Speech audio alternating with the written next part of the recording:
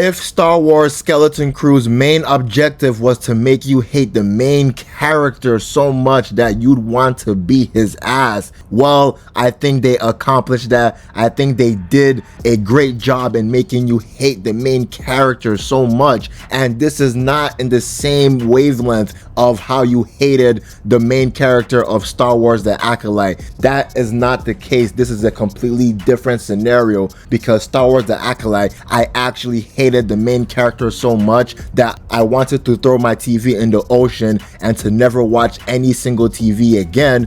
But in Star Wars Skeleton Crew's case, I hate Jod so much that it's really making him turn into a great character because of how much of an asshole he is, because of how much of a weirdo he is, and how he treats everyone around him. Because throughout the entire series so far, we keep on hearing the same theme from every single character that encounters Jod, Fern, Wim, Neil, and KB, even SM33. We see every single character that encounters this gang of people, they always tell these kids, do not trust Jod. We have seen this even in episode 3, where we saw Kim warn these kids, do not trust Jod. Even in the last episode, we see all these characters, they always tell the kids, you need to look out for Jod, you need to keep an eye open, you need to keep eyes at the back of your head when you're near Jod.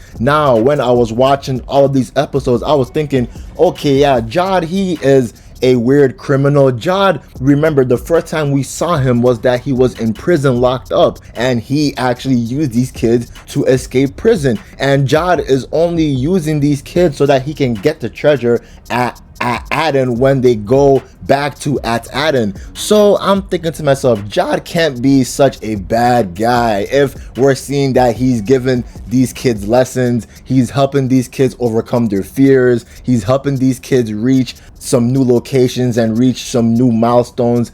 But this episode made me realize, okay, everyone is not lying, because if everyone is saying the same thing, then I'm pretty sure that's true. If bounty hunters are warning you to stay away from some guy, then this nigga might be King Von's brother. This nigga might be the new version of King Von. He might be Satan's greatest soldier. And this is exactly what happens in this episode, because the episode starts off where it left off in the last episode, and we see that the crew, Wim, Fern, Neil, KB, Jod, and SM33, they finally are trying to reach Aden, and the only way to go to Aden is through SM33, because they finally reconstructed SM33's database because he malfunctioned in the last episode. So SM33 now relays to the team saying that we need to go to this planet Lanupa, because my old captain Tak Renard, he was in Lanupa, and his coordinates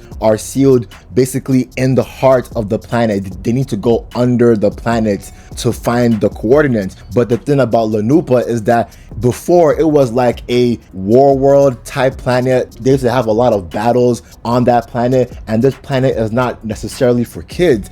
But when they reach the planet, SM33 is shocked to realize that the planet has completely changed. The planet is changed to this spa, luxury, pleasure type planet, but it's still not for kids. So I like that they insinuated that some adult activities actually transpire on this planet. I also like that they did not show those said adult activities, but when they reach down to Lanupa, we see the theme that people are telling these kids to not trust Jod, because Jod, he goes into the Lanupa clerk desk and he now meets the hotelier, and basically he's lying to the hotelier about his name. He's saying that his name is this Professor Gorlox type person. He's lying. Then the hotelier, she is still a little bit not sure of what Jod is saying, but she is being easily bribed by Jod, giving her credits, and Jod keeps on raining her with credits. But we see a character called Pocket, and when I saw Pocket, I was like, who does she look like? Who does she remind me of? Then I realized, oh shit, this is the same actress that played Margaret Schroeder in the peak 10 out of 10 Boardwalk Empire series. And I was like, okay, Margaret Schroeder has joined the Star Wars universe and she's Pocket in this universe. But Pocket, she is a bounty hunter, and of course, she has history with Jod, most likely a sexual history that probably turned sour because of Jod, because Jod makes enemies everywhere he goes, and Pocket is basically warning these kids, do not trust Jod. Jod is going to turn on you. Do not trust this man. And she basically subtly warns Jod too that there's a bounty on your head, and she is still coming to collect Jod's bounty. So when that happens, Jod now gets paranoid. He now rushes the kids into this room, and then when they get to the room, he tells the kids, okay, we need to split into two teams. One team will go to this place to find the coordinates, while me and my team will go into this place and find the coordinates. So when that happens, the team split up, and when they're both trying to search, both of their covers were blown, because in Jod's case, the guards, they now recognize that, oh, this guy, he is not who he says he is. He is not Professor Gorlox. And the guard was basically questioning Jod, but Jod, he did a funny scene. He ran as soon as he was being questioned, and he ran. So when that happened, then the second team, their cover was blown because they fell into this place where this character, I forgot his name, I think it was Cathalops. And at first I thought that Cathalops would be an enemy, but he ended up being a friend by helping out the team later on. But the teams eventually now came together when SM33, he ran to Jod's location to warn them that Cathalops is a possible enemy.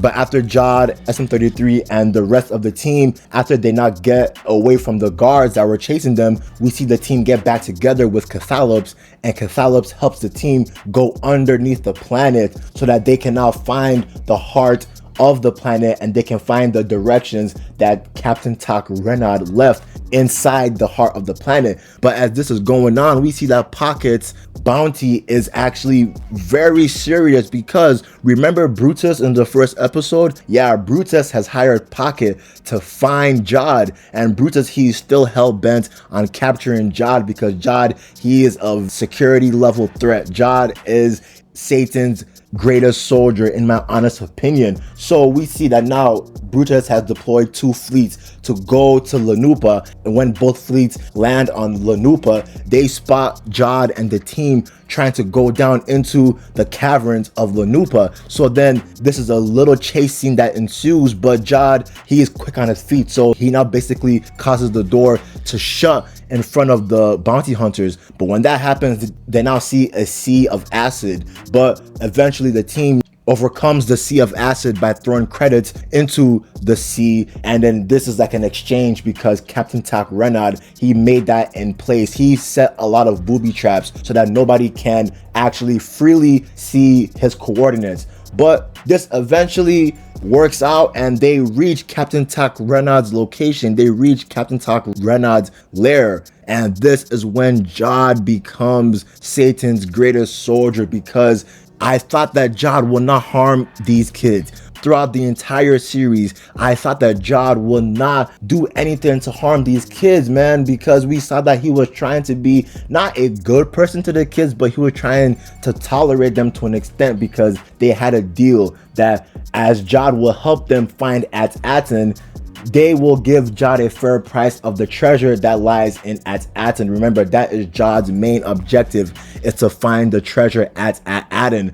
But we see that now that Jod has the coordinates to At-Aten, he turns on the kids by basically challenging Fern to a battle of death, because to SM33's derivatives, whoever challenges his captain and wins will be his new captain. So obviously they're kids, they're scared. They don't want to fight this grown criminal that's a man. So obviously when Fern, she is trying to be bold and trying to not say I yield, she eventually has to say I yield. And a funny scene happened when Wim, he had a lightsaber that he found in the wreckage of Captain Tak Renard's lair, and he was trying to, be bold and strong to use it, but he had the lightsaber direction in the opposite way, and it just made Wim scared when he now used the lightsaber, and it was a funny scene seeing that. But we see that Jod, he will harm kids. Jod will threaten the lives of kids, even if it means to gain credits, even if it means to gain Jod's objectives. He doesn't care who is in his way. He will manipulate, he will use, he will hurt kids just to gain credits. And I'm like, this nigga is insane. He is a monster. So every single person that has been warning these kids to watch out for Jod were all correct, man. But the episode ends when the kids, they actually had to escape Jod because Jod told SM-33 to take these kids as prisoners, but Wim now touches something that causes the kids to fall down a booby trap. So we'll see where the kids fell down to, but we see that Jod, he has the lightsaber, and throughout the episode we saw that Jod, he still has his force powers, so he's not telling the kids something, he is still lying to the kids. He is a force user. So I don't know what's happening, man. All I know is that Jod, he is King Von in the show. Jod is a sick motherfucker in the show, man. And in my honest opinion, this is this season's best episode to date. That's the end of the video. I'm out. Peace.